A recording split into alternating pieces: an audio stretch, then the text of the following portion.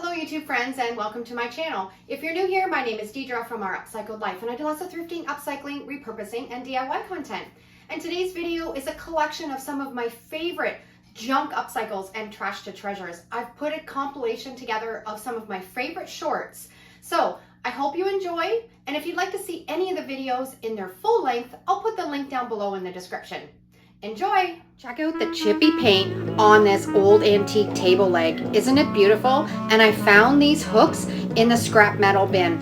I'm going to pull it all together and create a beautiful piece of home decor. I'm going to screw the hooks into the table leg, put some hooks on the back so we can hang it onto the wall, and I have created a simple, easy coat rack. What do you think?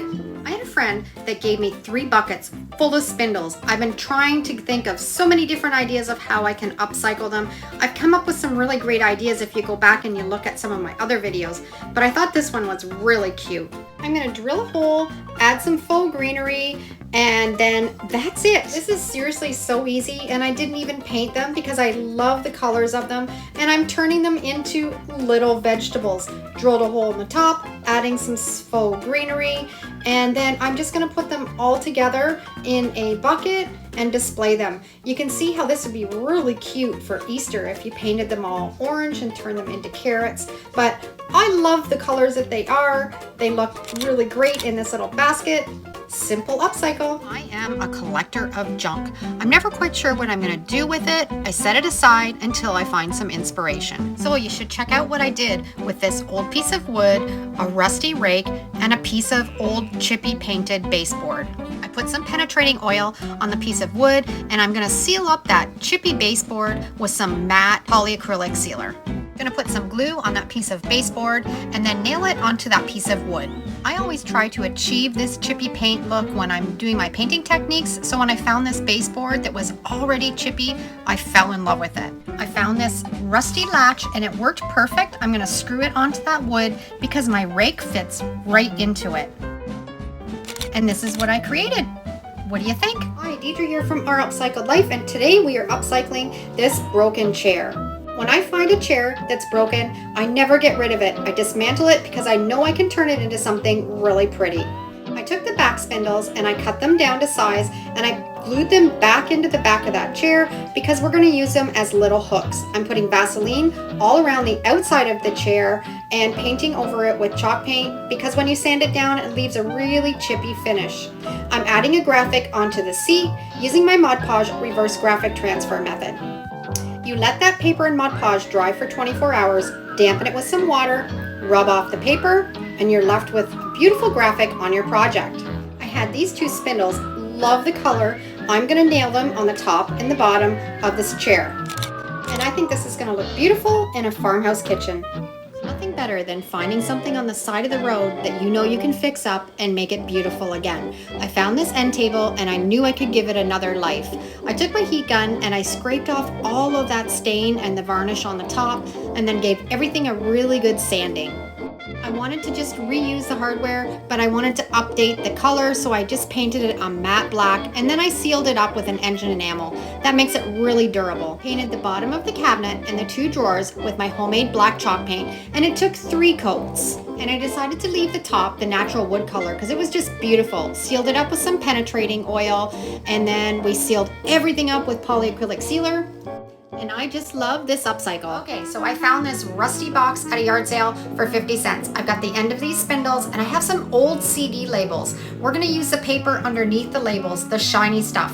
I've printed this off on my laser jet printer on the shiny side of the paper. We're gonna add some graphics to this rusty box after I paint it with some homemade white chalk paint, and I'm just dry brushing it on just to give it a light coat.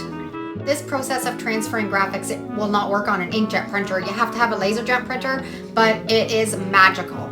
I'm going to cut it down to size, and then we're going to get out our polyacrylic sealer. You want a water-based polyacrylic sealer. We're going to put a light coat where we want the graphic to be on the box. We're going to lay it right into it, press it down, get all the bubbles and wrinkles out, set it aside, and let it dry. When you peel that paper away, you've got a graphic. It might not be perfect. You might have a little few spots that don't transfer, but it is magical. Adding some feet, and this is what I created. Love the way that it turned out. I Found a piece of an old broken chair in the wood pile at the dump, brought it home. I'm going to turn it into a fantastic wooden sign. It was already painted black. I wanted to leave it that color, so I'm just sanding it down and distressing it. And then I'm going to go in and I'm going to add some wax over that whole back of the chair.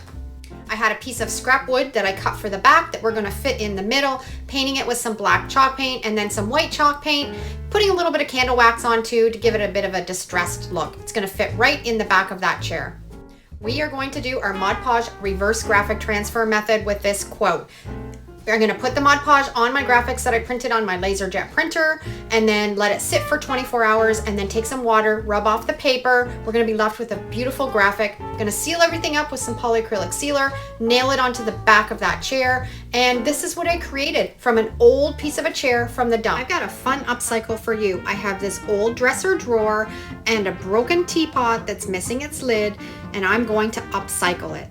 I wanted to make the drawer look old and crackled, so I put on some Elmer's glue, let it get tacky, and I put some chalk paint on top of it, and when it dries it creates a beautiful crackle finish. Added a ring drawer pull, and I've masked off the inside of the teapot because we're going to take it outside and spray paint it with this beautiful yellow. I'm going to attach the teapot to the inside of this drawer with an old door handle, and I found this plaque at the thrift store. We're going to scrape off that greeting card that was decoupaged onto it and turn it into a beautiful sign for our birdhouse. I'm doing my Mod Podge reverse graphic transfer, dampening the paper after 24 hours, rubbing off the paper, and we're left with a beautiful graphic. I found this old rusty chain in my stash, going to use that to hang it up, and I have half of a spindle I'm going to use as a perch. What do you think? I had a broken chair, but I knew I could upcycle it, and I'm going to turn it into a beautiful wind chime. I had some eyelet screws that I picked up at the dollar store. I'm going to put them in the top of the spindles and then in the bottom of the back of the chair, and before we put it all together, I'm going to paint all of those spindles lots of really fun whimsical colors just using my acrylic paint. Because this is going to be out in the elements, I'm going to spray the spindles with some engine enamel, and I'm going to put some penetrating oil on the back of the chair. Put it all together, and we have made a really cute wind chime with a broken chair. What do you think? I found this old toolbox in the scrap metal bin and these brackets, and I knew how I could upcycle it. I saw the potential in it, so I brought it back to my shed and I started to upcycle it. I'm going to mount these brackets on the bottom of the toolbox. I'm drilling a hole so I can just use a nut and bolt to attach it to the bottom of the toolbox. And when I have those done, I also drilled 2 holes in the bottom in case it gets rain or it gets damp, the water will be able to run out and anything that I put in it won't get rusty. Also drilled 2 holes in the back. And this is how I upcycled it. It's going to hold all of my garden tools outside of my garden shed. It's perfect, and I love the way that it upcycled. What do you think?